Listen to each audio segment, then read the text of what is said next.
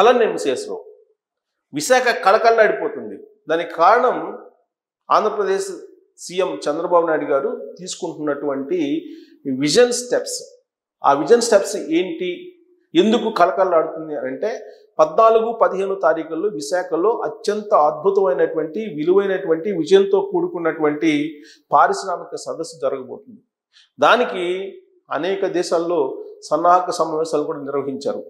ఇప్పటి వరకు దాదాపుగా 1000 కంపెనీలు రిజిస్టర్ అయ్యాయి రావడానికి. టాప్ 200 కంపెనీలకు సంబంధించినటువంటి రిప్రజెంటేటివ్స్ అక్కడికి రాబోతూ ఉన్నారు 14-15 తారీఖుల్లో.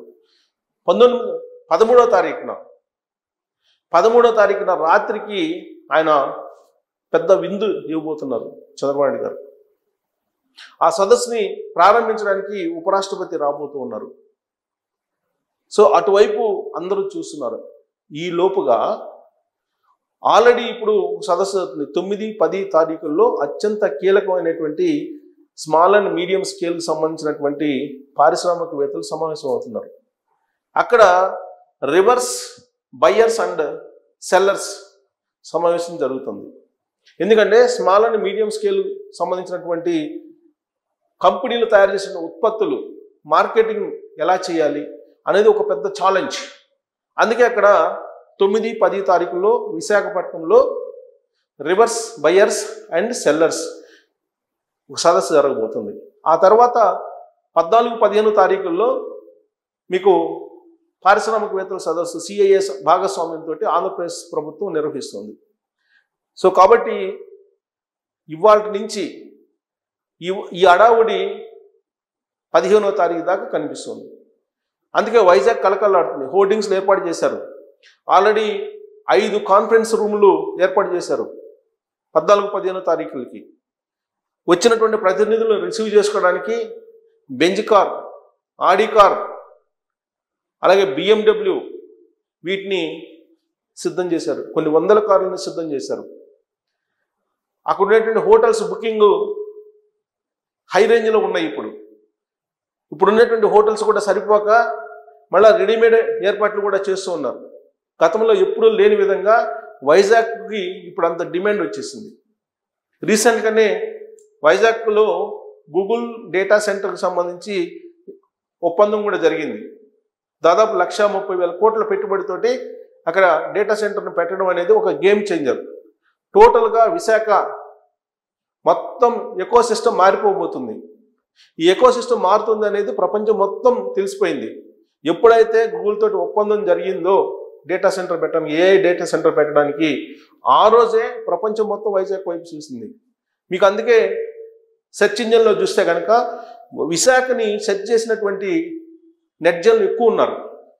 సుందర్ పిచ్చై అమెరికాలో విశాఖ గురించి మాట్లాడారు. ఒప్పందం కుదిరిన తర్వాతనే ఆయన మాట్లాడుతూ లోకేష్ గారి ఇనిషియేటివ్ తీసుకోవటం, అలాగే చంద్రబాబు నాయుడు గారికి ఉన్నటువంటి గుడ్ విల్, ఆంధ్రప్రదేశ్కి ఉండేటువంటి అడ్వాంటేజెస్, వీటన్నిటి గురించి ఆయన మాట్లాడారు. ప్రధానమంత్రి నరేంద్ర మోడీ గారు ఉన్నటువంటి చట్టాలని మార్చి Google data center, AI data center పెట్టడానికి అనుగుణంగా కొన్ని మార్పులు చేశారు. అందుకే ఆయన అభినందనలు కూడా చెప్పారు. ఇంత పెద్ద ఎత్తున ఇది జరిగిన తర్వాత ప్రపంచవ్యాప్తంగా వైజాగ్ గురించి, చంద్రబాబు గారి గురించి మాట్లాడుకుంటున్నారు. ఇలాంటి పాజిటివ్ వేవ్లోనే ఇప్పుడు పారిశ్రామిక సదస్సు జరుగుతుంది. ఈ పారిశ్రామిక సదస్సుకి అనుకున్న దానికంటే ఎక్కువ మంది ఇండస్ట్రీస్టులు వస్తున్నారు అనేది ఇప్పుడున్నటువంటి ఇన్ఫర్మేషన్. అందుకే భారీ ఏర్పాట్లు చేస్తున్నారు అక్కడ. మీరు నిన్న మొన్న చూస్తే కనుక అక్కడ హోర్డింగ్స్, లోకేష్ గారి హోర్డింగ్స్, చంద్రబాబు గారి హోర్డింగ్స్, పారిశ్రామికవేత్తలకు సంబంధించినటువంటి ఇన్ఫర్మేషను, ఆంధ్రప్రదేశ్కి సంబంధించినటువంటి ఫుల్ ఫ్లెడ్జ్డ్ ఇన్ఫర్మేషన్ ఇవన్నీ కూడా డిస్ప్లే చేస్తున్నారు. 5 కాన్ఫరెన్స్ హాల్స్ అక్కడ పెడుతున్నారు. ఈ 5 కాన్ఫరెన్స్ హాల్స్లో ఫస్ట్ వచ్చినటువంటి వాళ్ళు ఆ తర్వాత చంద్రబాబు గారితో ఇంటరాక్ట్ కావడానికి ఒక సపరేట్ కాన్ఫరెన్స్ హాలు, అలాగే అనేక మంది ఇండస్ట్రీస్టులు కలిసి గ్రూప్ డిస్కషన్ జరగడానికి ఒక కాన్ఫరెన్స్ హాల్, ఇలా మొత్తం 5 కాన్ఫరెన్స్ హాల్ని ఏర్పాటు చేశారు. అక్కడ 10 లక్షల కోట్లకు పైగా ఒప్పందాలు జరగబోతున్నాయని చెప్తున్నారు. ఇది మినిమం 10 లక్షల కోట్లు అనేది మినిమం అమౌంట్. 10 లక్షల కోట్లకు పైగా విలువైనటువంటి ఒప్పందాలు జరగబోతున్నాయి. ఆంధ్రప్రదేశ్ ప్రభుత్వంతో ప్రపంచంలో ఉండేటువంటి టాప్ 200 కంపెనీస్ రాబోతున్నాయి. అవి ఒప్పందాలు కుదుర్చుకోబోతున్నాయి. ఇది ఒక చేంజ్, గేమ్ చేంజ్ ఈ సదస్సు ఆంధ్రప్రదేశ్కి. అవి 100కి 100% ల్యాండ్ అయ్యేలాగా ఈసారి లోకేష్ గారు డ్రైవ్ చేస్తున్నారు. దానికి సంబంధించి రోడ్ మ్యాప్ తయారు చేశారు. గతంలో పారిశ్రామిక సదస్సులు జరిగితే ఒప్పందాలు జరిగేవి. ఒప్పందాలు జరిగినటువంటి అమౌంట్లో 25% కూడా వర్కౌట్ అయ్యేది కాదు. యాక్చువల్గా కార్పొరేట్ లా ప్రకారం మొత్తం జరిగినట్టు ఒప్పందాల్లో 25% ల్యాండ్ అయినా కానీ సక్సెస్ అయ్యాయి, ఆ సదస్సు సక్సెస్ అయ్యిందని చెప్పి చెప్పుకునేవాళ్ళు. కానీ ఈసారి లోకేష్ గారు అలా కాదు. ఎన్ని ఒప్పందాలు జరిగితే అన్ని ఒప్పందాలు ల్యాండ్ అయ్యేలాగా రూట్ మ్యాప్ని తయారు చేశారు. దానికి వాట్సాప్ గ్రూపులను తయారు చేశారు. అనేకమైనటువంటి వాట్సాప్ గ్రూపులు ఉన్నాయి. ఎందుకు వాట్సాప్ గ్రూపులు తయారు చేశారంటే స్పీడ్ ఆఫ్ డూయింగ్ బిజినెస్. ఇంతకుముందు ఈజ్ ఆఫ్ డూయింగ్ బిజినెస్ ఉండేది, ఇప్పుడు దాన్ని స్పీడ్ ఆఫ్ డూయింగ్ బిజినెస్ కింద కన్వర్ట్ చేశారు. ఏంటి స్పీడ్ ఆఫ్ డూయింగ్ బిజినెస్ అని అంటే, ఒక కంపెనీ పెట్టుబడులు పెట్టడానికి వచ్చినప్పుడు ఆ కంపెనీకి సంబంధించినటువంటి రిప్రజెంటేటివ్స్ తోటి ఒక గ్రూప్ క్రియేట్ అవుతుంది. దాదాపు 25 డిపార్ట్మెంట్లకు సంబంధించినటువంటి అధికారులతోటి ఒక గ్రూప్ క్రియేట్ అవుతుంది, వాట్సాప్ గ్రూప్.